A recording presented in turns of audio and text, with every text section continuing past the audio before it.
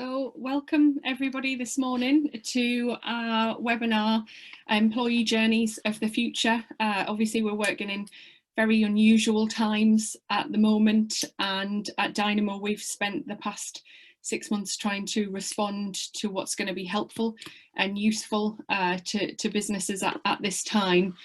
In particular, in light of Boris's recent announcement, which of course we didn't know about when we planned this event, we're clearly going to be spending a lot more time working from home. And in fact, many businesses are telling us that they'll never return to work in the way that they were previously, that we're probably looking at more of a hybrid model, where you work on a rota, perhaps taking particular days in the office, which means that as managers, we may not spend an awful lot of time actually in the office with our employees. So how do we really create that positive working environment, a really strong culture, and also look out for the well-being of our employees when we're not in the same room as them? I'm sure everyone will agree that these things can be difficult enough to do in ordinary circumstances, but in particular when we're working remotely and in such stressful circumstances as well. So we've pulled together 3 fantastic speakers for you this morning. We'll be joined by Ranson from Key Wellbeing, who are workplace wellbeing experts, Naomi Crozier from Hive HR, who will be talking about how to use technology to communicate with your employees, and finally Michaela Reid from Impala, whose workforce actually work remotely the majority of the time anyway, even prior to 2020. So some fantastic experience of being able to create a positive culture in a remote working environment. So less from me, I think, and we'll get started with our first speaker. I'll hand over to Marie. If you do have any questions, feel free to pop them in the Q&A. I'll pick them up as we go, and then we'll ask the panel the questions at the end. But as I say, just pop them in there as you think of them, and I'll keep an eye. Thanks very much, Marie. Over to you. All right, thank you so much. Can everyone see my slide deck? I've got a nod from you. Okay, I'm going to assume that's good. Okay, cool. All right, so thank you and good morning, everybody. So my name is Marie Ranson, and I'm going to be taking you through some super cool stuff about workplace wellbeing this morning. So just a little intro about Key Wellbeing to kick off. We are a workforce wellbeing company with a simple mission to help employees to thrive, not just survive at work. So we work with our clients to create cultural change around employee wellbeing, and we have a whole range of digital services to keep your people healthy and happy at work. So we have 2 co-founders. There's me, and my background is in corporate business development, change management, and I'm also a motivational speaker on things like female confidence and resilience. And Melissa Armstrong, who amongst many talents is an experienced company trainer and who has more holistic qualifications than I can count. So Melissa's hanging out in the chat today, so please feel free to drop your comments and questions as we go through in the chat box. So Mel and I are both from Teesside, and between us we have around 15 years of wellbeing experience, and we've both personally seen and experienced the impact that mental ill health can have on our community. And so for that reason, we are both super passionate about helping people to improve their physical and mental wellbeing, especially at work. So what are we covering today? So we'll kick off by looking at the case for wellbeing in 2020. And then we're going to cover 3 main topics. So creating confidence amongst managers to handle mental health in the workplace. We'll be looking at how you can support your people leaders to handle the new challenges of 2020 and what changes you can make to get clued up on mental health at work. We'll be looking at creating an environment of workforce inclusion whilst remote and hybrid working. And this could be a tricky one. So I'm going to be sharing with you 3 main things that organizations can get right to help with inclusion as we move through into new ways of working. And then we're going to finish off with 5 components of a great workforce wellbeing program. So I'll be giving you some things that you can implement today that cost little, if anything, that can make a big difference. So workplace wellbeing, why bother? So if you've joined us today, presumably you have an inkling that workplace wellbeing is important. So everyone loves a stat, so let's kick off with a couple of those. So perhaps unsurprisingly, we've got 49% of employees in the UK experiencing high anxiety right now. So concerns around job security, the constant change that we're experiencing, and a combination of just the new pressures that we're all facing right now. Then we've got 45 billion, which is a sky high figure, and that is the amount that mental ill health costs UK employers in the UK alone. And it's worth actually highlighting that this stat was compiled by Deloitte in January 2020, well, published in 2020. So that's only going to have increased because of the coronavirus this year. Then we've got 13% of UK HR managers think that they have an effective wellbeing strategy in place right now. Super low, right? But a lot of employers know that they need to do something or they need to take action, and perhaps they're unsure of the best thing to do, or the one that they've got in place right now isn't making a difference. And thinking about having an effective wellbeing strategy, it is now far more than just a nice to have. So effective wellbeing strategies can create savings and ultimately affect our bottom line. So research published by Deloitte again this year shows that for every £1 we invest into wellbeing, we can expect around a £5 return by preventing things like sickness days and presenteeism, where we're coming to work when we're sick or not able to perform at our best, possibly out of fear of losing our job, or just because we feel like we've got to be there, or literally just rocking up and the lights are on but no one's home, right? So staff turnover is another one, the costs to retrain and to rehire people. Company reputation, so we've got platforms like Glassdoor right now where people can leave a review if you've treated them poorly or if they haven't had a great time working for you, or they could even leave a damning review on Google, which is of course, which can be damaging over time. Things like low engagement, poor health, now that we're working from home more. So, we're sitting at our desks more, we're moving less, we're eating possibly on the run a bit more because we're working a lot. And things like overwork and burnout. So we've been dealing with many of these aspects for quite some time, and they are just as important as ever. But what are some of the new challenges of 2020, just in case we didn't have enough on our plate? So I just wanted to highlight a few of the key trends that we've seen developing this year. So funnily enough, in the past, I think that we were sometimes guilty of associating remote workers with maybe doing less work, maybe watching TV, sitting with their feet up, when in fact, this is far from the truth. What we're actually seeing is an increase in working hours. So earlier this week, Microsoft released its Work Trend Index report, which surveyed over 6,000 participants across the world. And the data revealed that the average length of a working day has increased by 17% in Japan, 27% in the UK, and a whopping 45% in Australia, which of course are all significant increases. We've got less work-life balance and more what I'm calling work-life blur, largely because we've got more communication than ever and possibly fewer boundaries in place. And this is adding to extra strain to our challenges, possibly that we've already got going on with partners, parents, family, kids. And then we've got isolation. So a lack of inclusion and feeling distant. So another survey out this week released by Total Jobs found that 7 in 10 found that they were feeling more lonely in 2020. And a quarter said that it was impacting their productivity.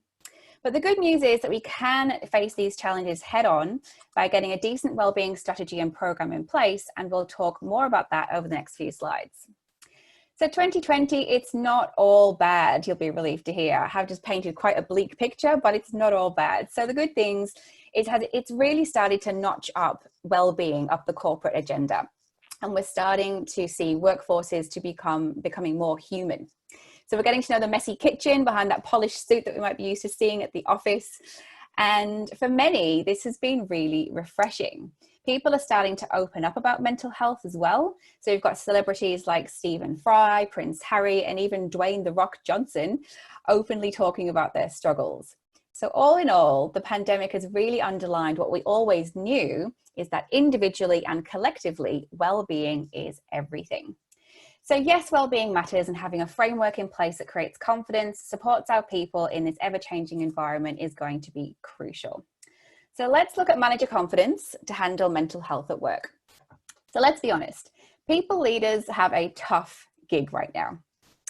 We've got 71% of managers saying that there is still a stigma attached to talking about mental health at work. 24% are struggling to identify wellbeing issues in their teams at all. And we've got an interesting stat that I also pulled of 28% of male employees will hide mental ill health and cover it up by taking annual leave. So let's be real here. It's a challenging time for our managers. Not only are they tasked with their team's effectiveness, just like before, now they have to create more inclusion amongst dispersed teams. They must also strive to lead by example in all areas. They've got to lead with empathy and manage the individual. And seemingly overnight, they've had to develop a very special set of skills, such as the ability to recognize when staff members are struggling, to be confident enough to open up a conversation around mental health and well-being and how they're coping and feeling. And this is all whilst managing their own challenges as a result of the changes in 2020. And we need them to have all of this done by yesterday. So what can we do to support our people leaders? Or if we're leading ourselves, what are some of the things that we can do to move towards more positive outcomes? So this could be a whole other presentation, to be fair, but I've got some key points for you. So as a manager of self or others, of course, you have to come first. If you are more stable, you are more able, and you can support yourself and others better. If you feel well, you will lead well. Write that down. If you feel well, you will lead well. So what does that look like? Well, it's carving out time for your own well-being and having those basic bases covered first. So looking at your sleep, your water, your nutrition, getting some movement in and giving yourself some time for some real TLC. The second thing is education. So we can't expect our people leaders to understand their new duty of care overnight. We've got to equip them with the right tools and knowledge. So as an organization, we want to be seeking out engaging, helpful content around things like mental health awareness, stress and anxiety management at work, and importantly, allowing time for this professional development in our calendars. Next, having people leaders become aware of the support tools available to them and their team. So perhaps there is a wellbeing portal that they could be confident in using. Are there any employee assistance programs that they can direct staff members to? And even speaking with HR and just understanding the policies and procedures around handling mental health at work and starting to face this challenge supportively. And then prevention, which is always better than a cure, right? So ensuring that there are good structures in place for team wellbeing.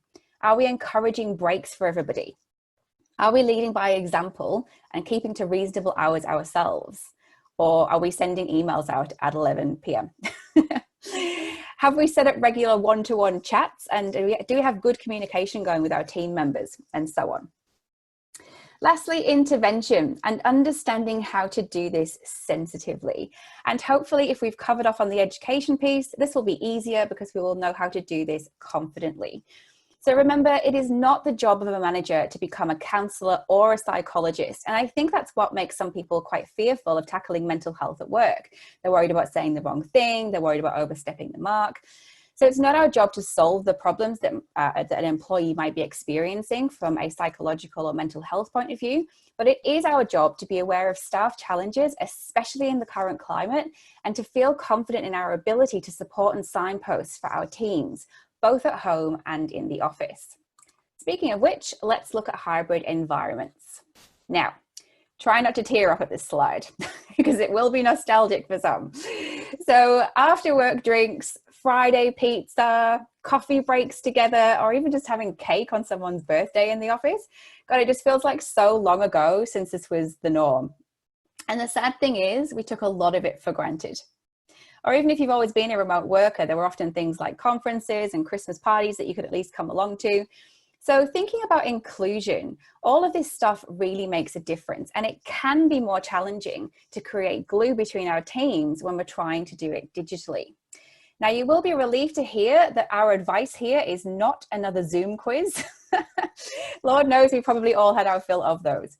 So instead, I've got 3 main points on this, gathered from what we have seen working well with our clients and the organizations that we're in conversation with. So the first thing is to cultivate informal interactions. So as per the previous slide, this is much easier in person. So how can we do this digitally? Having everyone being part of a shared experience.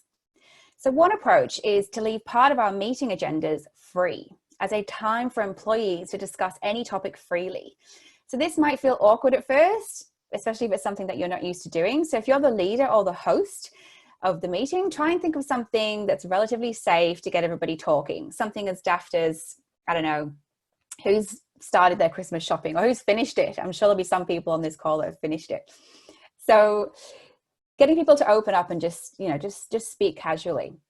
Another approach is for leaders to have a digital open door policy by opening up your calendar on certain days that work for you. So I know of organizations holding virtual fireside chats, they're calling them, or just coffee chats, to create an informal environment to talk. So the goal here really is for employees to feel like they have the same access to leaders, whether they're in the office or not. And to help along with this, I know that Teams and Zoom are releasing some informal virtual backgrounds like coffee shops and cafeterias soon, so keep an eye out for those. The next thing is to offer public praise. This does a number of things for team inclusion. So you'll demonstrate that everybody has the opportunity to be recognized, and hopefully you'll start some supportive congratulatory conversations amongst your teams.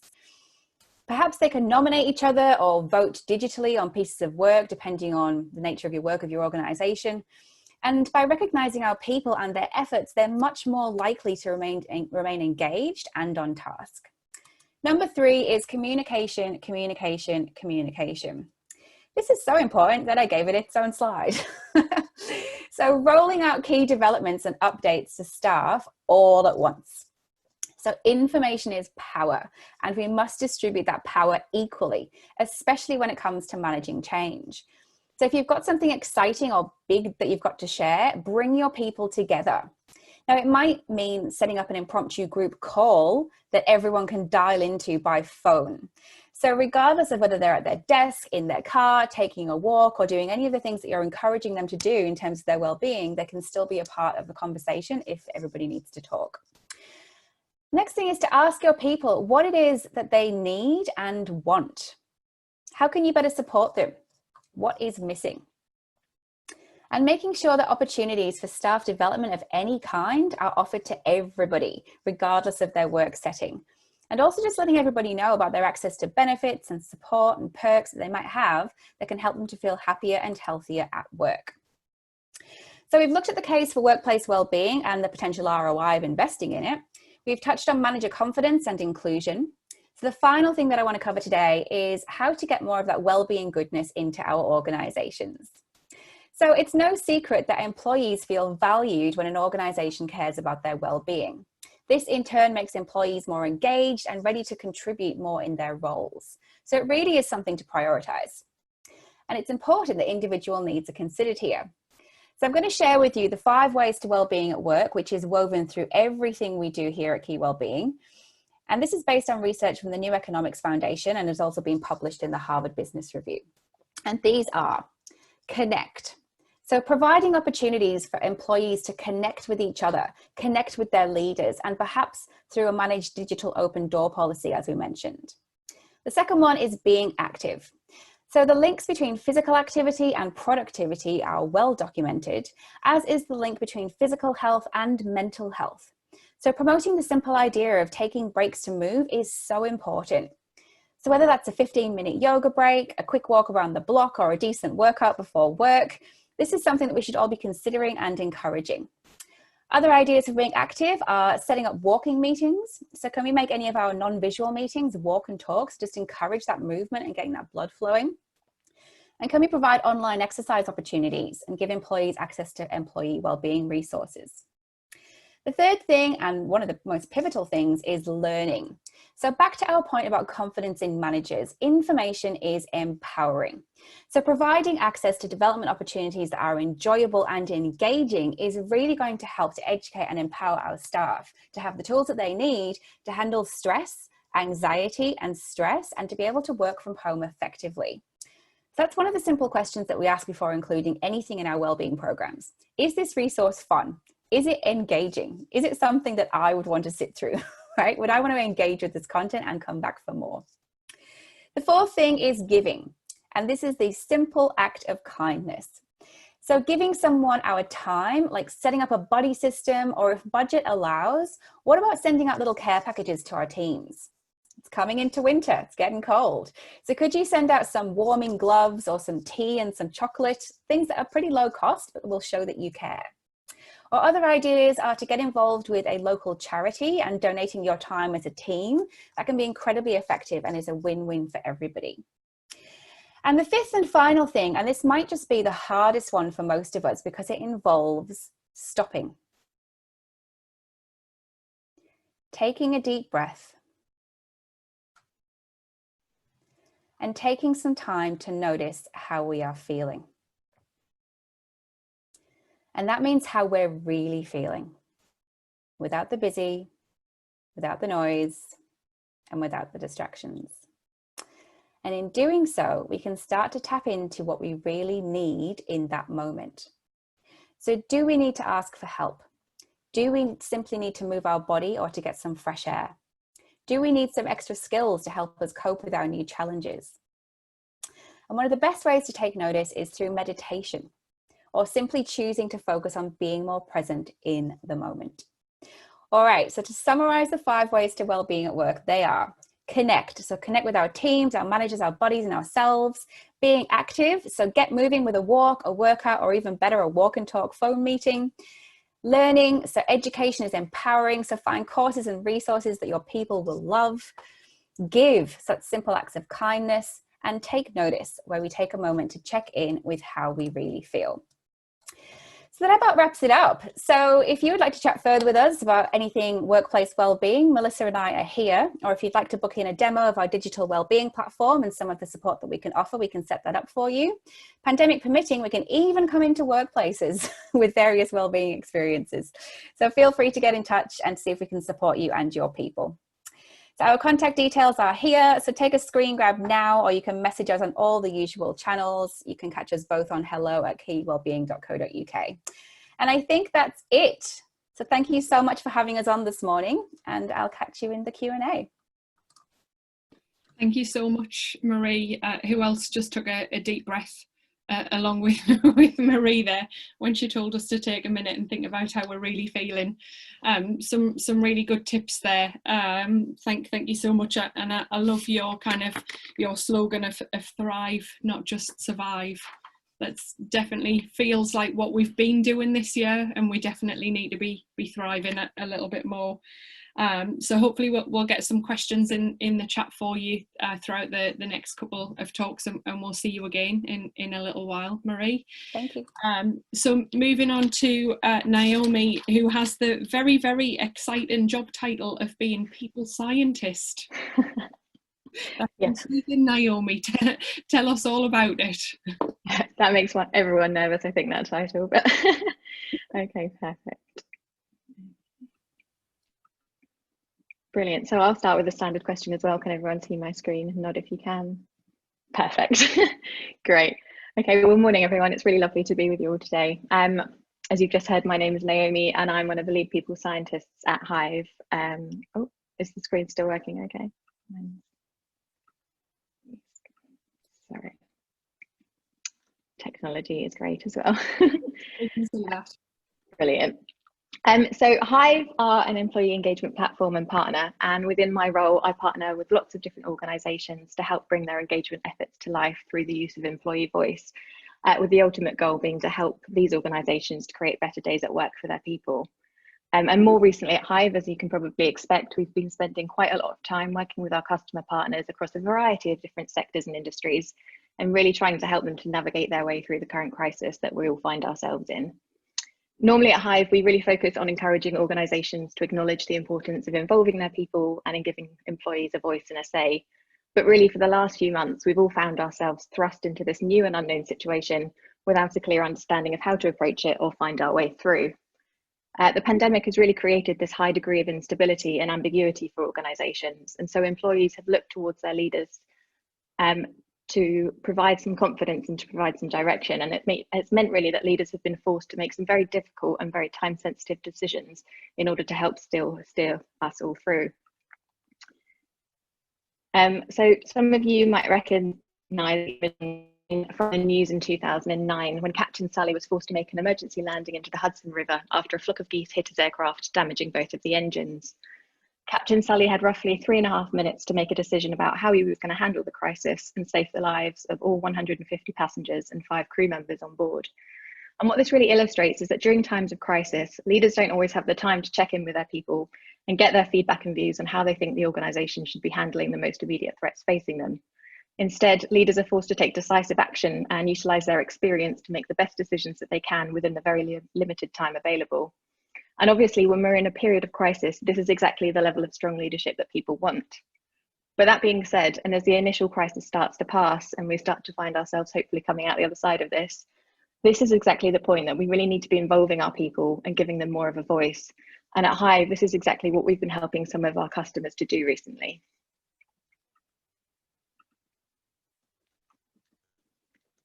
So a lot of our customers who've been surveying their people recently have had some really direct questions that they've been wanting to get some feedback on, such as assessing current wellbeing levels, finding out how well people have adapted to their new working setups, and exploring what further support their people really need from them at this time. So many of our customers have also been utilising our open door feature, and this is an always-on tool that enables employees to confidentially give feedback, raise concerns, or put forward ideas at any time. And this has been particularly useful for those organisations who haven't been entirely sure what the right questions to ask are right now. So it's allowed them to provide an open forum for their employees so that they can directly communicate with them as and when they need to. And so today, what I really want to do is share with you some of what we've learned alongside our customers who have now had this opportunity to go out and start getting some of this really valuable insight.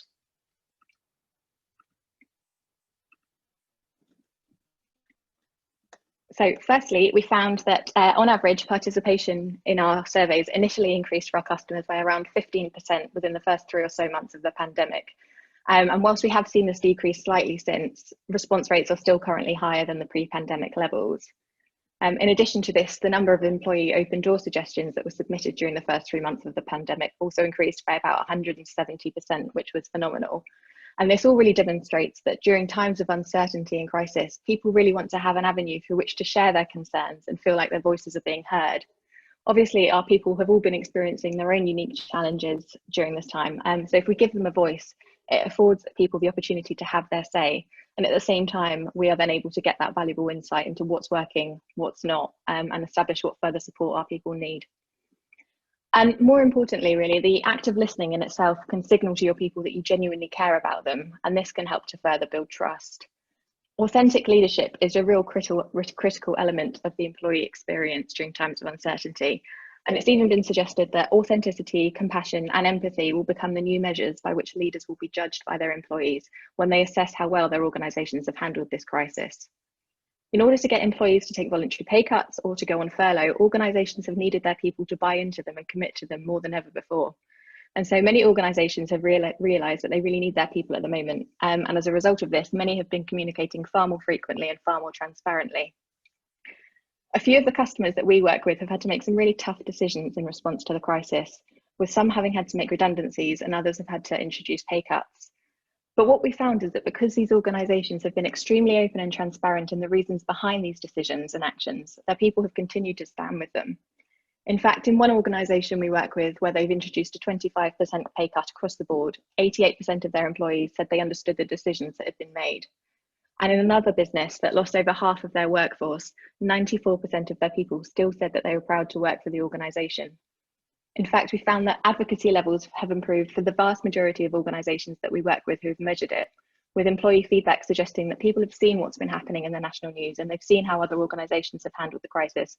And on reflection, they feel like their employers have handled it quite well in comparison, and so their advocacy levels have increased as a result. So how have these organisations achieved such phenomenal results? Well, firstly, and as I've already alluded to, communication really has been key. Uncertainty places a cognitive strain on employees, and silence really does breed uncertainty. So it's important to note, in the absence of communication led by the organisation, employees will still seek information about what's happening, even if it happens to be from other less reliable sources. And this obviously can have potentially detrimental outcomes. So it really underscores why it's so important for leaders to continue to communicate with their people during these times, even if there isn't necessarily anything new to say.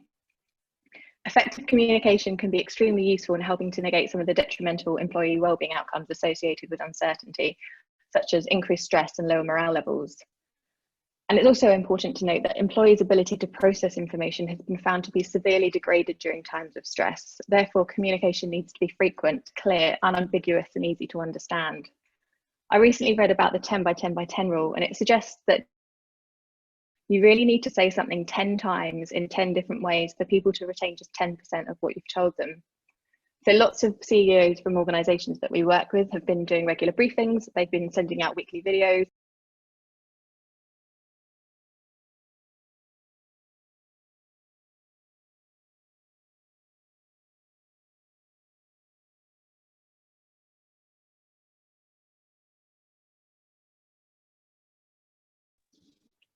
apologies. I think I might have dropped out on the internet. I'm not sure if that's my end or generally, but hopefully it's all okay now. I think we lost you there for a minute, Naomi. I don't know if your internet's a little bit dodgy this morning. I'm not sure. I could well be. Is everything back working correctly now? I can hear you now, but we can't see your presentation yet. Right, let's try that again. Has that worked okay? Yeah, perfect. Perfect, brilliant. Excellent, apologies for that. Okay. So yeah, as I was saying, what we found is that people have been trying to do much more to communicate than ever before. So one of our key customers recently switched from using an office-based all-team briefing instead to sending out a video link so that people can watch these in their own time. And what this has meant is that where these briefings used to be exclusively available only to those working within the office, meaning that anyone who was working remotely or was at a different location at that time, they missed out on that information. Now everyone has access to these briefings and they've been able to cascade more information than ever before. And the impact of this is really shown through in some of the employee feedback comments that they've received since. And we've also found throughout the pandemic is that a sense of connection is incredibly valuable to employees. And this period of time has really reinforced the idea that connecting people to a higher purpose or a mission can be a significant motivator. So by providing people with a sense of purpose, employees are actually better able to navigate their way through the uncertainty because they have a clear outcome around which to direct their behaviour. So as well as helping to connect your people to the organisation's purpose, honest and open transparent communication about the business goals and direction can also help to increase trust in your senior leaders and build social capital. I'm sure everyone here today has probably heard of the fight or flight response, but there's actually another theory known as the flight or affiliation response put forward by a researcher called Mawson. And this theory basically suggests that during times of uncertainty, humans seek proximity to people or places that feel safe and familiar. So by communicating with your people in a much more open manner and fostering this stronger sense of trust in the process, organisations are much more likely to benefit from an increase in solidarity, or what Mawson refers to as a we feeling, in which your employees come together and engage in much more organisational citizenship behaviours, such as offering support and aid to their colleagues. And I'm sure most of us here today can probably attest to witnessing increased levels of solidarity and cooperation with their own businesses during these recent months. During the pandemic, we've also regularly found employees expressing a need for communication to be tailored and to be personalised. In particular, people are keen to understand how the pandemic will affect their role and how the organisation's plan for the future will impact them individually. So it's important that communication is viewed as a two-way conversation, during which employees are provided with opportunities to ask questions, seek reassurance, or raise any concerns that they might have. And by facilitating such opportunities, managers can demonstrate to their employees that they care. So while surveying your people can provide you with some really good insights into how people are feeling and currently experiencing work, as we've seen time and time again, technology and data by themselves don't hold the key to this. Nothing will ever beat having quality conversations with your people. And this is really where the role of line managers comes into play.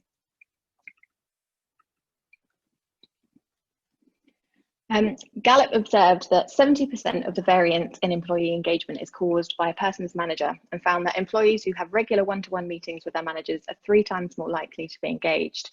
Similarly, research conducted by Quantum has shown that 86% of highly engaged organisations use regular one-to-one manager meetings, in comparison to just 50% of disengaged companies. One-to-one meetings and regular check-ins are a vital means of establishing the foundation for a healthy manager-employee relationship and building trust. Managers can use these check-ins to gain insight into their employees' lives and their well-being. They can send a clear message that they care and that they're there to support. And it also provides a really useful opportunity for conversations through which to help employees set their goals and prioritise their workloads and monitor their performance and their outcomes. And these manager check-ins obviously become even more important when teams are working remotely or they're on furlough and people don't have as much in-person interaction with their managers as usual. This finding was particularly apparent for one of our customers who examined advocacy levels amongst their people during COVID. This customer surveyed both their staff still working during the pandemic, albeit remotely, and their furloughed employees too. And we found that across both groups of employees, advocacy levels had actually increased within the organisation since they'd last surveyed. And in fact, on average, their furloughed workers provided even higher advocacy scores than the remote workers. But what was interesting was we also found that their customer support services team, who were furloughed at the time, provided the lowest advocacy scores across all of the teams within the organisation, and by quite some margin. And interestingly, this team was also found to provide the lowest overall score in relation to a survey question examining how regularly employees were having meaningful check-ins with their managers. And what this really highlights is that a lot of businesses at the moment who've had people on furlough have believed that these employees just need to be kept informed about what's happening and what's relevant to their role. But what we've seen and what's really demonstrated by this customer story is that people having meaningful conversations with their managers is crucial. Our findings for this customer basically suggested that communication from the organisation was meaningless unless someone's manager was picking up the phone and spending just that 5 or 10 minutes to check in and see how they were doing. And so this really emphasises that employees want to feel that someone cares about them on a personal level. And we've seen this with people who are still working as well. All employees still really want these regular check-ins with their managers, particularly when they're working remotely or they're on furlough. And that's really the challenge for us at this time, to get managers to acknowledge the importance of doing this. Case studies such as this almost highlight the ease with which some organisations and managers can often forget about people who are on furlough or are sidelined and think that they're not people that need to be managed until they're back in the business. And it just goes to show that sometimes the attitudes towards people within our business is that they're more of a resource than a human being, because as soon as they're not seen as a resource, they're left out in the cold. So it's important that we acknowledge this and we work to ensure that our managers are still checking in with all of their team members on a regular basis. As well as finding that manager check-ins have had a significant impact on advocacy levels, we've also found that the regularity of these check-ins has also played an incredibly important role in protecting employee wellbeing levels. And this is a trend we found throughout the pandemic across a variety of different sectors and industries. Seemingly, our recent findings find that the more involved a manager is and the more frequently they're checking in with their people, the greater the chance their people have of maintaining normal levels of wellbeing. It's also resulted in employees feeling more empowered to speak up about any wellbeing issues they might have of concern. And really, for any organisation to be high performing, it really does require a culture that's characterised by employees that are healthy and thriving. Wellbeing enables sustainable levels of engagement, and it enhances the link between engagement and performance. And our data really supports this, and it suggests that by increasing the frequency with which line managers are connecting to their teams, employees can expect to feel more connected and more psychologically healthy during this time. However, we obviously need to acknowledge that remote working does present new challenges for managers, and it often requires them to adopt a different management style. Expressing empathy, providing feedback, and being an effective listener and a communicator are all essential in order for one-to-ones to be effective. But these aren't necessarily all skills that managers naturally possess, and therefore ensuring that our managers have the right tools and skills to do this effectively is crucial. It's also important in these situations to acknowledge that first and foremost, managers are employees themselves too, and they're all also experiencing all of this for the first time. So they often need some help themselves first in order to then help their teams navigate their way through this. So some of the organisations that we work with have been investing in some training to help managers run effective team meetings, virtual team meetings more effectively, helping them understand the importance of daily check-ins and spending that time with employees focused on wellbeing. So there's been this real focus on balancing the provision of both factual information along with support and empathy.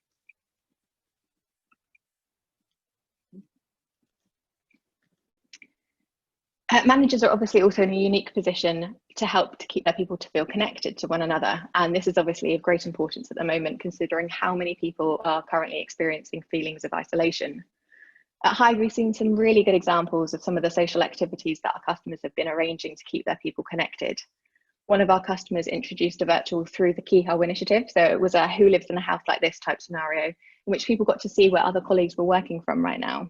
And another organisation was walking around the world together, so trying to collectively increase their daily step total to cover the circumference of the world. And this all really ties into the fact that social connectedness is extremely important in helping to buffer against many of the negative mental health outcomes that have resulted from the COVID pandemic.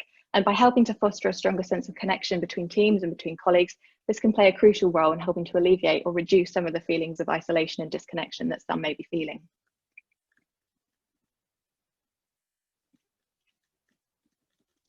Another thing we've been seeing at Hive is a large increase in the use of our online recognition tool, High Fives, in particular with people taking the time to recognise colleagues for the seemingly small things.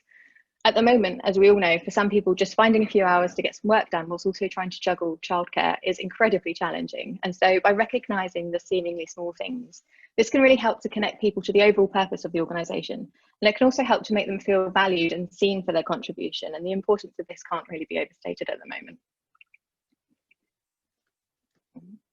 Flexibility and autonomy have also been instrumental for organisations and employees. One particular CEO for one of the organisations we work with has always been a massive advocate of flexibility and creating great work-life balance. And at the beginning of the COVID crisis, her message out to the whole team was basically, do what you can within the context of your own particular circumstances. Forget about all of the bells and the whistles and just focus on serving the customer. And if that takes you 4 hours of the day and you have to spend the other 4 hours balancing your childcare needs, then so be it. And the reason why approaches like this have all worked so well is that we're all happier when we feel like we have some control over our lives and we're given a choice. Allowing people to have greater autonomy within their roles, it helps to build trust, and it also can help to protect their well-being too, because it affords them the flexibility they need to balance the demands of their work and personal lives and prevent them from feeling like they're failing if they can't get everything done within the same time frame as normal.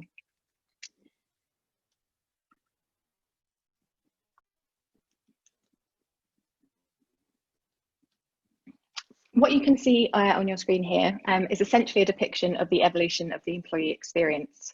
In the early days of work, the focus was very much just placed on giving people the bare bones and the tools they needed to do their jobs.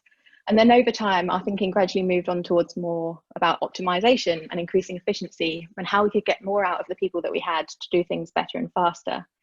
Luckily, that thinking then moved on again, and organisations started to talk more about culture and began realising that engaged employees and happy employees equaled a higher performing business.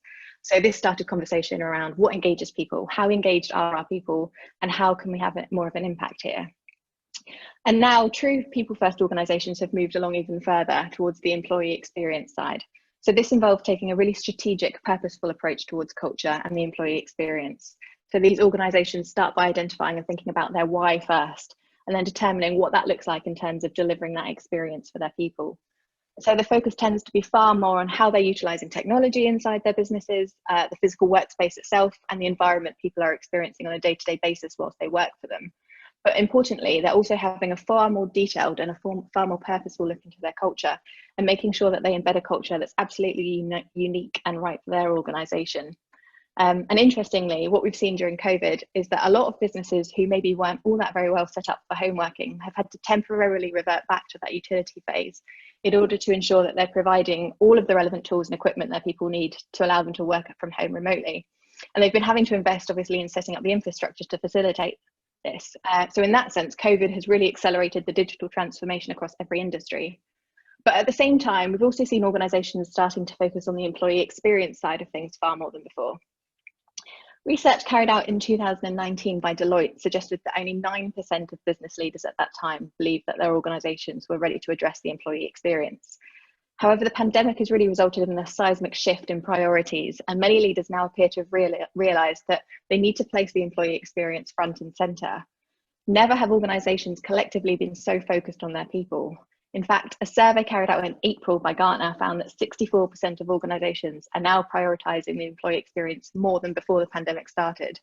And a COVID study by Willis Towers Watson found that 83% of companies surveyed believe their employee experience is better, and 90% believe that their culture has improved since the pandemic started.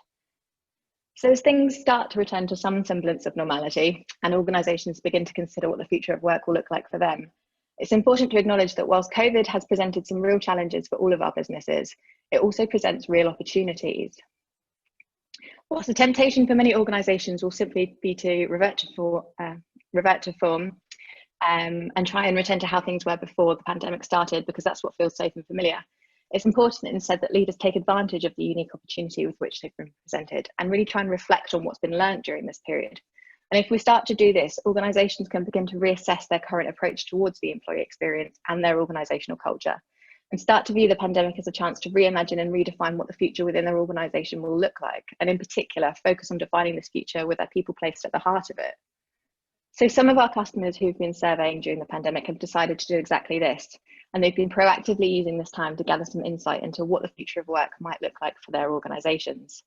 So they've been surveying their people to understand how they found the working from home environment, or even their work on the front line, and identifying what are those lessons that they can learn from this and take forward. And we found some really interesting trends around this. In particular, a lot of our customers who've been asking these types of questions have found that there's a real strong appetite amongst their people to be allowed to continue to work in a much more agile way in future. Many employees have actively praised the additional flexibility that working from home has afforded them. And there's also a strong desire amongst a large majority to work in a very blended way going forward that includes a good balance between working from both home and from the office. COVID has given many people a taste of an entirely different way of working. And in that sense, the genie is now very well and truly out of the bottle, and we can't put it back inside, and nor necessarily should we.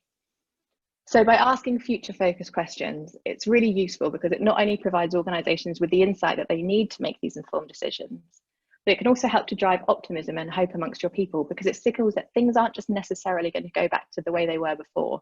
And instead it communicates that you really care about how they have experienced the recent working environment, and that you're actually invested in this with them, and you're invested in taking their ideas forward. Many organisations have managed to build up a substantial amount of social capital with their people during the pandemic by being more open, more transparent, more flexible, and more empathetic than ever before. And the challenge for leaders now is to continue to further build on this trust and affiliation by harnessing the positives that have emerged from all of this, and by continuing to involve and prioritise their people in their plans for the future. So it's fair to say there is no clear path through this crisis at the moment, but while some boards will be sitting together trying to work out what the right way through is, others will involve their people and they will ask for their feedback and their suggestions. And by bringing together a range of different possible perspectives from your people, then becomes possible for us to start to explore a range of different possible futures. And therefore, utilising employee voice will make leaders able to incorporate much more foresight into their decision-making processes, both during the crisis and beyond. And as a result of this, we're hopefully far more likely to come through this together, more connected, more purposeful, and more engaged. Thank you. Thank you so much, Naomi. A lot to take in there. I think we got a lot of information, and definitely a common theme running of communication and keeping in touch with your employees, really hearing what they have to say. I think is kind of the underlying theme that's coming out, and I absolutely agree that there's a massive opportunity here to reimagine the way that we work. I'm one of those people that absolutely loves working from home. I'm saving 2 hours a day that I don't sit in the car, and to me that's just a massive opportunity to spend more time with the family or more time working, but appreciate not everybody sees it quite that way. Yeah, I think that's the thing, isn't it? Everyone's so individual that we really need to focus more on the individual now than the collective. Absolutely, yeah, and another great tip. So thanks very much. We'll come back to you again shortly, hopefully with some questions. Moving on to our final speaker, Michaela Reid from hotel tech startup Impala, and Michaela has the very exciting job title of Remote Experience Manager, which sounds like the kind of job I think we all want to do. Yeah, it's best job ever, I have to say. I hope there will be many more remote experience managers over time, and that we can help to prove the value of a role like this, because it is quite new.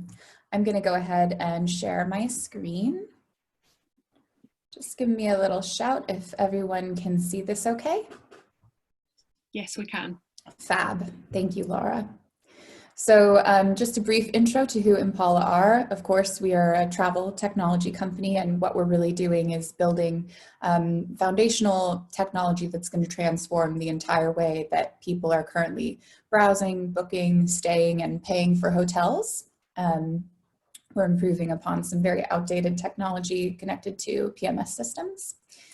But yes, so when Impala created my role, it was centered around this tenet of remote but not distant. The team was remote first from its foundations, but it was becoming distributed more, and we obviously became fully remote after COVID happened. So they decided they wanted to dedicate an entire position to maintaining team connections at a distance and ensuring that nobody was being left behind, basically. So yeah, remote is no longer the future of work, it's our reality now, and nobody knows when or if things are ever going to return to normal. And what we've lost is this hub of impromptu moments of connection, you know, quick collaboration around a whiteboard or a water cooler and parking lot chat, and even the simple act of overhearing conversations in the workspace. Those are things that we're helping to drive deeper team connections on a day-to-day, but Now everyone's invisible, or at least we're two-dimensional, talking Zoom heads. Can you hear me now? You're on mute. These are the classic catchphrases of 2020 for a lot of us. Still, the value of social connection is very well documented. You know, MIT research has found that it improves employee productivity and performance, but also friends are wanted at work. People want to have friends at work, and they will cite that having friends at work helps to enhance their motivation, that it enhances their sense of loyalty at a business and their willingness to go the extra mile. But making friends can be hard in this day and age. In fact, 17% of British employees in a survey of over 2,000 people said that they never socialize with their colleagues at work. And particularly for younger generations, this can be a challenge in an age where we're seeing more cases of social anxiety and just inability to reach out or take the first step of reaching out in a less natural way, such as a video call. So what can we do? How do we drive connection on a remote basis? In a word, intentionally. You must be intentional in creating space for socializing and connection to happen.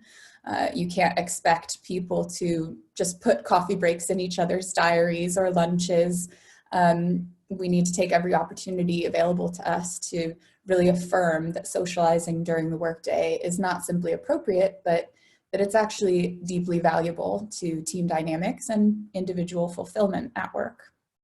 So here's how we're doing it at Impala. Going beyond virtual coffee breaks, little employee engagement initiative inspiration from Impala, say that 10 times fast. Hello to pop-up parties. So coffee breaks are great, but they're lacking the structure and intentional framing that can really help people connect on a deeper level. And what I actually mean by that is helping people to reveal their true selves to each other and to see each other as people beyond their job titles like engineer or customer service rep.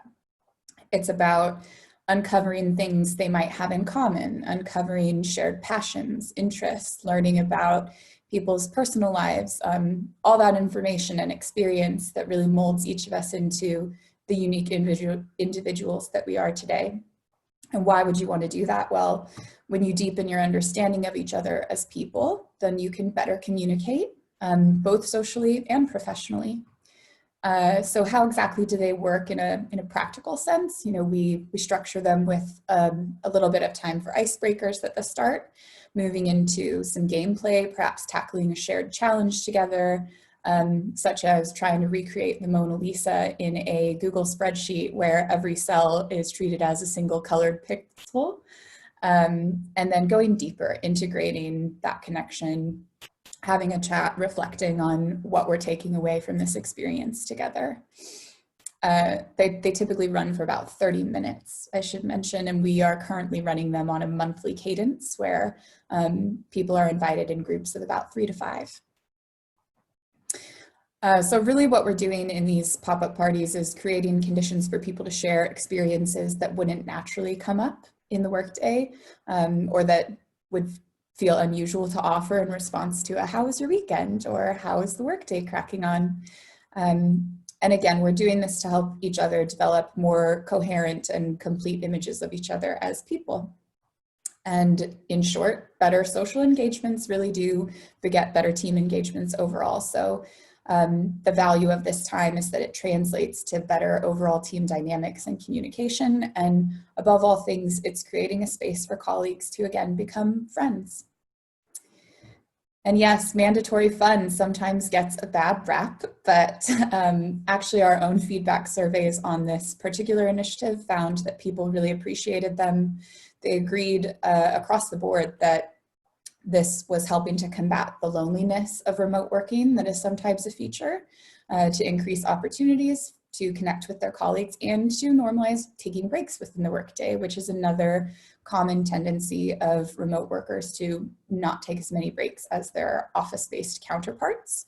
In terms of how this is reflecting in our people data, we've seen uplifts in trust and communication on not only a peer-to-peer, but also an employee to manager basis. So the value is definitely, we think, proven, and those connections are very powerful influences on engagement. A couple common errors to avoid should you want to take this away and implement it yourself or improve upon it in some way. Not scheduling these on behalf of your people, not making them visible in your company calendar.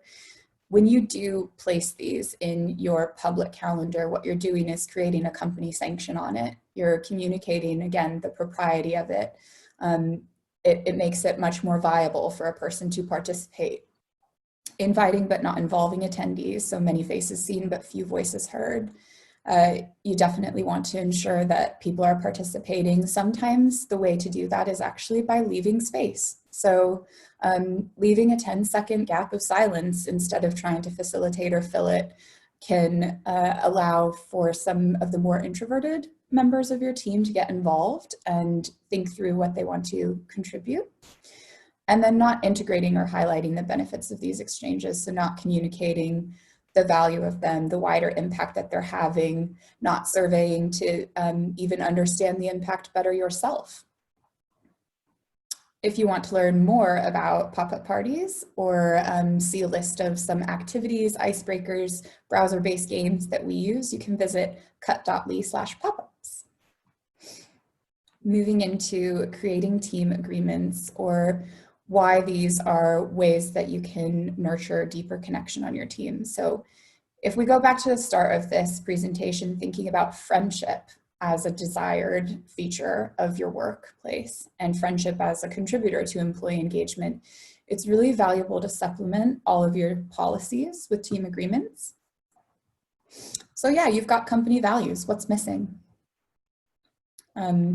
Even really well articulated value sets that resonate with people and that motivate them can benefit from having team agreements as a supplement, because your internal practices are going to tell people above and beyond your policies how they should interact and work with each other.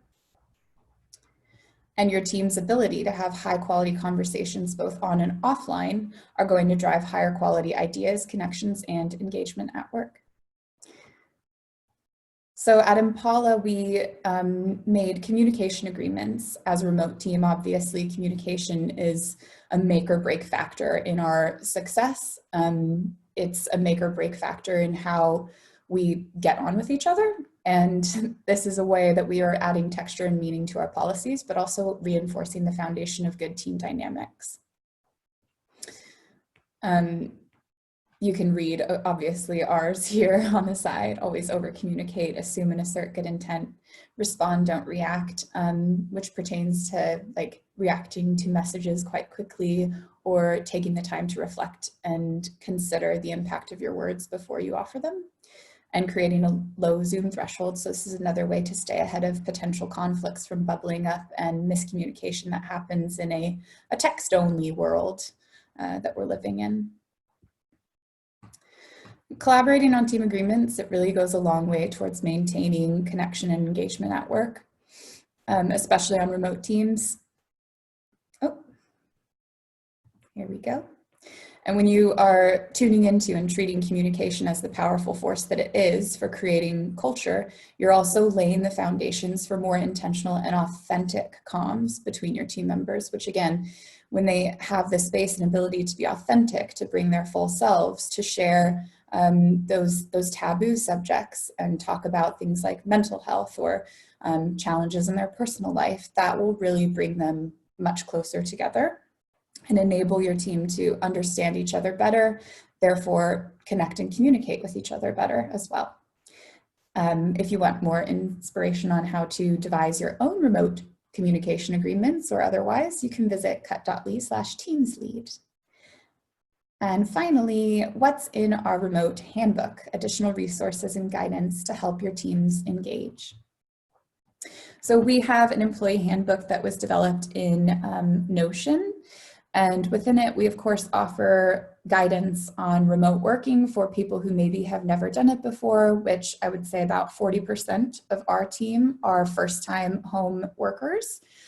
So there's basics, of course, like how to set up your desk safely and how to choose and select an ergonomic chair, which cannot be underestimated as a good motivator, a comfortable chair.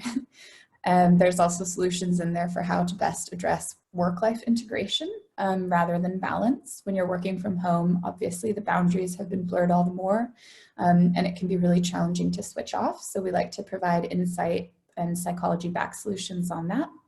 But most importantly, it's got space for a community hub. So a section dedicated for Impalans to connect over common interests, create clubs, and content that helps to bring us closer together.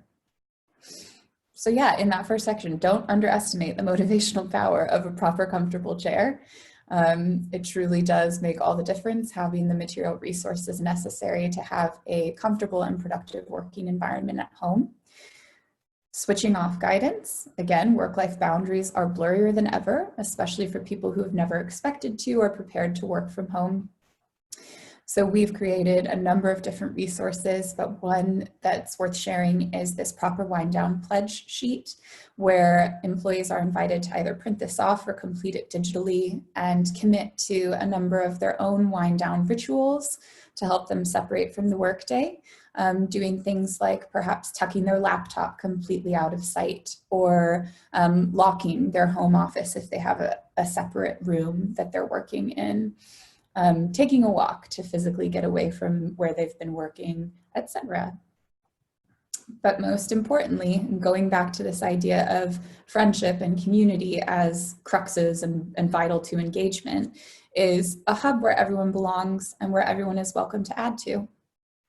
So within our handbook, we have a section called the Impala Community, where pages are collaborated on across the entire team to share different things we get up to. We have funny traditions internally as well that we like to highlight, just to again foster more connection and add that human element. One way of doing this in this whole age of talking Zoom heads is actually this hype board that we had. We were really curious, you know, where we might be craning our necks to in meeting people face to face whenever the time and occasion will arise for us to do so. So we decided to try and virtually create this with a small board where everyone was adding digital sticky notes to indicate their heights against each other's. A quite funny one. But yeah, final takeaways from me, parting words here. So helping your people feel connected to both their work and their colleagues is a recipe for creating the kind of engaging work experience that's worth sticking around for. This comic heart and brain are hilarious. If you haven't seen them before, check them out at the Awkward Yeti. But it says, if you're not in here with me, then what's the point? You really want your people to feel invested, not only in what they're doing on a day-to-day, but invested in their team, invested in each other's success. That's where you're really going to see teams thriving and people feeling fulfilled. And how to do this, it requires intentionality. Again, you should intentionally prioritize connection in your workplace everywhere. So embed it within your policies, embed it in your calendars with the visible Zoom coffee breaks, the visible pop-up parties, the visible social engagements that you have senior leaders attending as well. And in your conversation. So be authentic because people can tell when you speak from the heart. They can tell when you are being real with them, and they appreciate that. And when you are vulnerable, obviously there's significant power in that to foster meaningful connections. And it really comes down to this simple act of trying to get to know each other on a human level. Thank you. Thank you so much, Michaela. Some really good points coming out there. I had a little laugh out loud at the mandatory fun. I think that's something that we've all inflicted on ourselves outside of work over the past 6 months as well, with all the Zoom quizzes that we've done.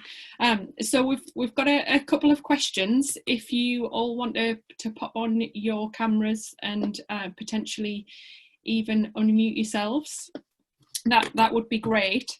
I'm just going to pick up on something that you talked about there, Michaela, and just ask, in terms of social engagements that you think that we should be creating for our teams, is there kind of an ideal number? I'm thinking about, you know, we've got such a broad range of organisations here in the region, and even looking at the attendees, a very broad range there of kind of massive corporates or even government organisations, right down to SMEs that might only have 5 employees.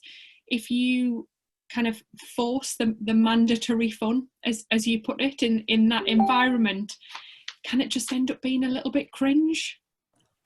I mean, there's always a risk of that, right? It's going to look different as well from organization to organization, depending on what kind of culture is already in place. But, you know, to avoid that, I would simply ask your people what their shared interests are. I would look for ways to make it something that, despite being mandatory fun, actually is something meaningful to them. I think as well, there's a lot of value that gets overlooked in the act of facilitating conversations where you're having a very meaningful exchange. And one tool I'm now going to share with you for that I think would work in any size organization, any sector, any team, is this deck called the No Small Talk cards. They're a series of questions that are scientifically proven to deepen connection between people. And they increase in levels where questions may require a higher degree of vulnerability to answer them. And we have found these to be an absolute boon in building connection, and also kind of just dialing back from the mandatory fun, and again, making it a human conversation, a human exchange where we're sharing real things about ourselves, real things about our lives, and learning about each other in ways that changes the way we look at and interact at work. So hopefully that answers your question. It does, yeah. I think we'll all be looking those up on Amazon as soon as we're finished. Thanks very much. There was a question came in from Gary at Brew and Dolphin, who says that this is possibly, well, you might all want to answer this, but it came in during Naomi's presentation. And he says that they do survey their employees in terms of engagement, and they've made some changes off the back of it. Employee engagement's pretty good and rising. However, communication's an area that they're continuously scored lower on. And he's asking, is it possible to over-communicate?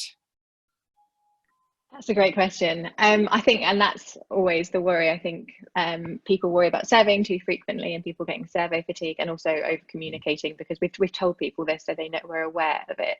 And I think it's sometimes about finding different avenues to communicate things with people. So not necessarily always making it a formal conversation or a formal communication going from the organisation to the employees, but through interpersonal communication with their managers, more informal conversations, and doing it in different ways to allow these conversations to come up, and not necessarily forcing an issue, bring it up as part of another conversation, but just checking that the communication is there. As I said, we've seen that you can assume that often you might think there's nothing new to say, but if people are in need of an update, or feel that like something's not being told to them because communication has stopped, then they're going to go and seek that information from another source that might not actually have the right answers. So I think it's just about keeping those lines of communication open, not necessarily, like I say, making it a formal communication, but just having the avenues through which, if people need that information, they can access it, and having regular check-ins where you might not have that conversation centered around that subject specifically, but it then allows people to bring it up if it's on their mind.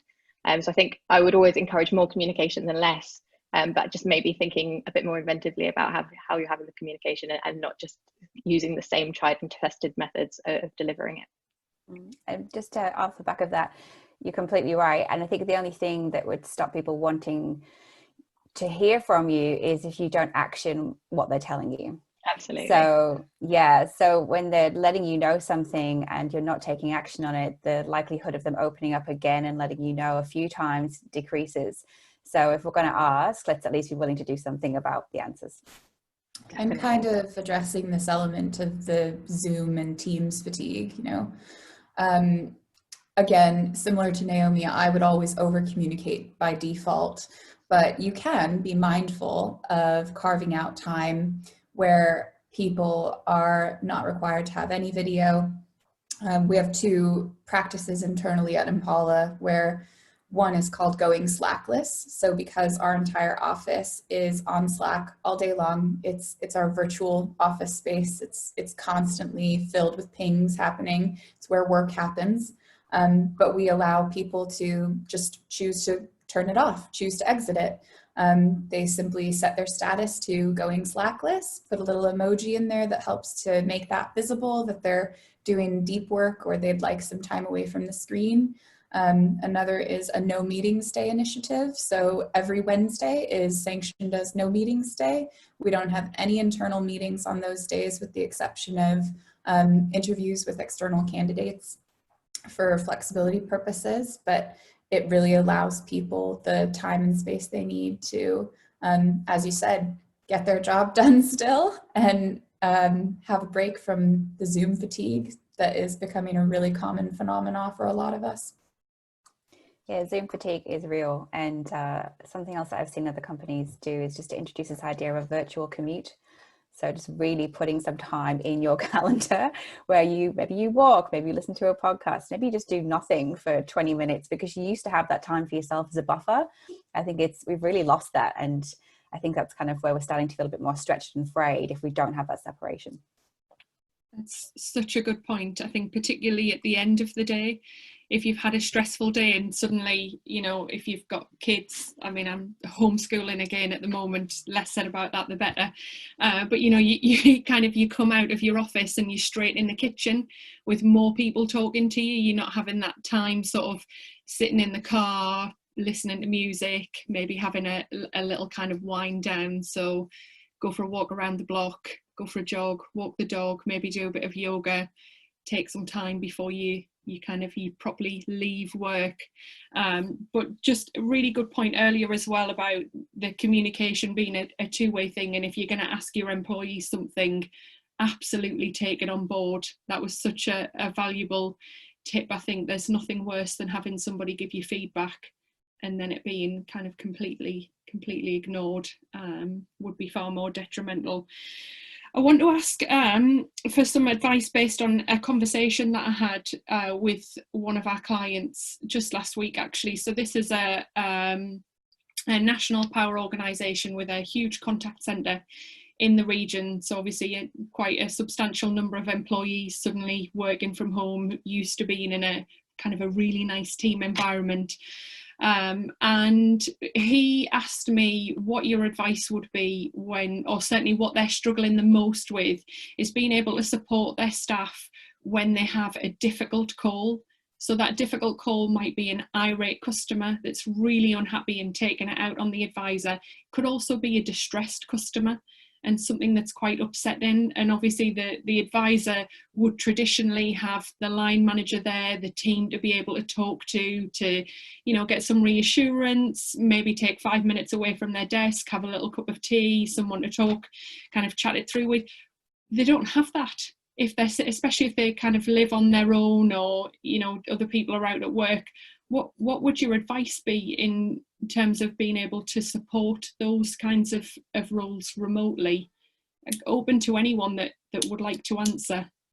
Well, it sounds kind of more like an internal processing issue more than anything well-being or anything like that. It's what training is in place for people to handle irate customers. Does there need to be a new process where we put in a callback system and give us the time to look it up? Is there a buddy system that could be put in place with somebody senior where each person is assigned to a person of seniority or more experience? But aside from equipping the people with the tools that they need and maybe looking at what the new process might be, I think that would be the only tips that I would have there. Yeah, I think I agree. I think what we've had to learn during COVID, and we're all still learning it, is that what worked previously doesn't necessarily still work in the same way. So we still need to provide those avenues for people to have that safe space if they need some support, but potentially we need to be a bit more creative about how they now access it and think, well, if this is no longer a viable option, what other options do we have available so that people still have the same level of support that they need? We just need to think about it slightly differently. Okay, yeah, good advice. I'll definitely I'll pass that on. Michaela, in your presentation you talked about the importance of a comfortable chair I'm totally with you on that one. I managed to grab a chair from our office before lockdown hit. For people who haven't had that opportunity or who are going to be kind of permanently working from home, whose responsibility is it to make sure that each employee has the right setup at home? Oh gosh, I mean, in my opinion, it's very much the employers. You know, there's a requisite, there's a contract of health and safety, a duty of care as an employer to ensure that your people have the material resources necessary to do their jobs, but also to be safe and healthy at home if that's where they're choosing to work from. There's lots of different resources out there as well for short-term rentals if companies are unable or unwilling to provide things like stipends where people can pay for and expense their own equipment, or maybe they just, you know, foresee returning to an office space together in the near future and they'd rather not invest in that way. But I very much believe it is a duty of care of an employer to equip people with the equipment that they need at home to stay productive and stay healthy and safe. And you know, you can, one of the quickest ways to get a hernia in your back is working from the sofa. So we should really be giving people comfortable chairs. Absolutely agree. Yeah, and duty of care for sure falls on the employer. You know, if we're forcing people into new workspaces, we didn't purchase our houses with the provision of an office or two. So, you know, we're doing our best, and it is up to the employer to give us the tools that we need in the similar way that they would be doing an ergonomic assessment from a health and safety point of view in the office. It is still very much down to them to provide a working environment that works. Yeah, Amanda Parry's just commented that she thinks it's a good point. It's the employer's responsibility to ensure that the staff have the right equipment, but it is also the responsibility of the employee to tell employers what they need. Of course, that is a valid point, because we've got different setups. Some of us have offices, some of us are working at the kitchen table or sitting on the bed. You know, I've seen pictures of kind of people having to work in that environment. So there has to be some emphasis on the employee, of course, to actually say what they need. Absolutely. But sorry, you go. I was just going to say, absolutely. I think people need to speak up, but it's about making sure that people feel safe to do so. So are they worried that if they say that they don't have the right, you know, equipment, that it's going to be a problem? So I think it's about creating the confidence that people know it's okay to approach you if they're having issues, and that they know that they can seek that support. Exactly what I was going to say. Yes, it is on the employee to say the issues that they might be experiencing, but it's also on the employer to provide the environment or the forum in which they can say that and feel safe to do so.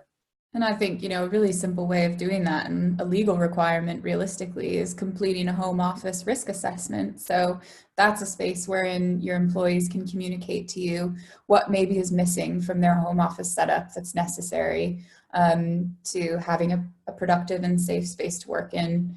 And you can make it a two-way communication street. But again, to Naomi's point, I would really underscore that employees need to feel safe to do so. And if you have left them to come up with this of their own devices, you know, if there's been no mention or conversation opened around, do you have the material resources you need now that you are unexpectedly working from home?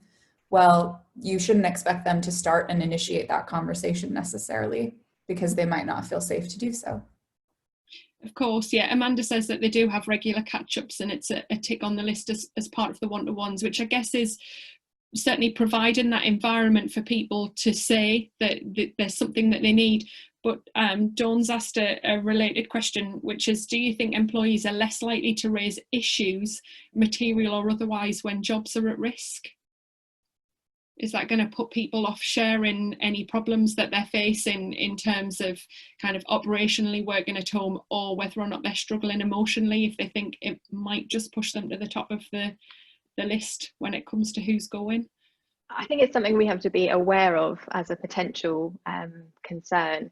And I think that's where it really stems back to this idea that we need to give people confidence that when they come to us with an issue, you know, it's going to be taken seriously, and it's going to be completely unrelated to any decisions that the business then needs to take in relation to workforce changes, and we need to give people the confidence that the two aren't related, and that we're not looking for troublemakers to push out the door if we have to make those decisions, and that like our people are our most important priority, and that actually we want to hear these things, and it's a safe space to do that. So really just looking at, again, you know, what is the internal culture of the organization? Is it open? Is it free? Is it collaborative? Is it, you know, to pick up on your point, Michaela, is it authentic? Are we able to communicate what we're really experiencing? Because if we don't have that, then that internal culture problem is going to cost us in the long run. So we really need to be looking at it at a grassroots level, I think. Yeah, definitely. We've probably got time for one or two more questions if anybody's got anything else that they want to ask our panel this morning. If you pop it in the chat or the Q&A. I was quite hoping to see a picture of you pixelated Mona Lisa, Michaela. Do you have one handy? I'm not sure. Not sure. Rachel Patterson sends in a question about onboarding. I've got a new team member joining during the COVID disruption. They haven't felt that they've been able to become socially connected, and so is now planning to leave and join another company where a friend works. Do you have any advice in terms of new starters in this working from home context? Really good point. Who would like to answer? So I mean, I'll just talk from personal experience. We actually had a new starter within our team just as COVID and lockdown was happening. And I think this was a concern for all of us. It was obviously the perfect storm for a new starter to come and not have met any of the team. And we were really worried that she would start to feel isolated and not have the support that she needed at that crucial time. And what we've done is we've made the effort, and we were doing it anyway, but it really helped in the process of we have a daily check-in with the team in the morning where we have half an hour. We just 2 days a week we talk about work, and the other 3 days a week we just have the time to just chat and be human and talk about what's going on in our lives and what we did at the weekend. And that's been a really useful way of getting to know her, but allowing it within a safe space, so that when she felt ready to add her voice to the conversation, she was free to do that. But there was a daily opportunity for her to get to know us both on a work level and a personal level. And I think personally, and from speaking to her, that's something that we found incredibly useful. I think this is where, again, the value of having something like a community hub really stands out. You know, having common interest groups or clubs and internal initiatives that people feel they're a part of, that people feel they fit into, that people feel they can add to. Another opportunity that exists is taking time to have virtual lunches with these people, doing kind of more intentional early employee journey mapping. We have a weekly initiative that we run called Lunch Buddies, where anyone can opt in on a Monday, and then I'll schedule it within the calendar invites of the people who have opted in to expense a takeaway lunch up to £10 and connect on Zoom. So there's a small kind of incentive there for also joining into this social space and making sure that all of these various things are communicated to any new joiners. So you don't want them to become business as usual. A person joins and they're left out of the mix. They don't know that these things are happening. They don't know how they work. They don't know how to opt in. And that's why, again, we have a dedicated section within our handbook for it. And it's very much an early element of conversation during onboarding is, here's all the fun things we get up to. Does anything call out to you? Because we want you to be involved. Helping employees get sticky in that way, I think. Yeah, Amanda's commented as well that she's actually started 45 people during COVID. Wow, that's quite a lot. I wonder where you're at, Amanda, whether you're able to share that. They've created a virtual induction and then creating teams that are not project related. So I guess this is similar to kind of your breakouts where you're randomly sort of picking people so that they're not just talking to the people that they work with, which is going to help them to build their internal network as well, I guess, using virtual escape rooms to build relationships and allow people to get to know one another outside of the work environment, which I guess really picks up on your point there, Michaela. I love the idea of the £10 expensed lunch. I'll definitely be sending that one back to the office to see if we can tap into that. Oh, Amanda's from the NHS Business Services Authority, the digital team. No wonder she's had to recruit 45 people during COVID. I bet it's been quite challenging. So, you know, I guess this is the thing, isn't it? We're all in very different situations. We're all facing different challenges, and every person is individual, and it comes back to that kind of individual approach and having the open door policy, so that you're not just pushing messages out and waiting for something to come back. So just to, I guess, to kind of wrap up before we finish, if I can just come to each of you for your, I suppose it's probably not possible to give one piece of advice because there is so much to take on board from what we've discussed, but what would be kind of the one key message that you think people should take away from this? Marie, we'll start with you. Sure. I think the main thing is, again, communication. Ask your people what it is that they want, ask them what they need, and then take action on it. So if we're feeling a lack of connection, what can we do to create environments that will create that connection? Or if we are feeling that we're not confident to handle the situations that we're facing at work, what can we do to provide the tools for our people that we need? So ask questions and deliver on what's asked of you. Excellent. Naomi? I think mine would be to really remember to focus at the human level. So we're all experiencing this for the first time, as I said previously, and I think we all just need to remember that we're in this together, and let's just talk and be honest and open and transparent as we can, and just be there for one another. And when you're managing your teams, just remember that sometimes they don't need you to be their manager, they just need you to be there somewhere to listen and to really hear them and hear what they're saying on a human level. So that would probably be my takeaway. Such a valid point, thank you. And finally, Michaela?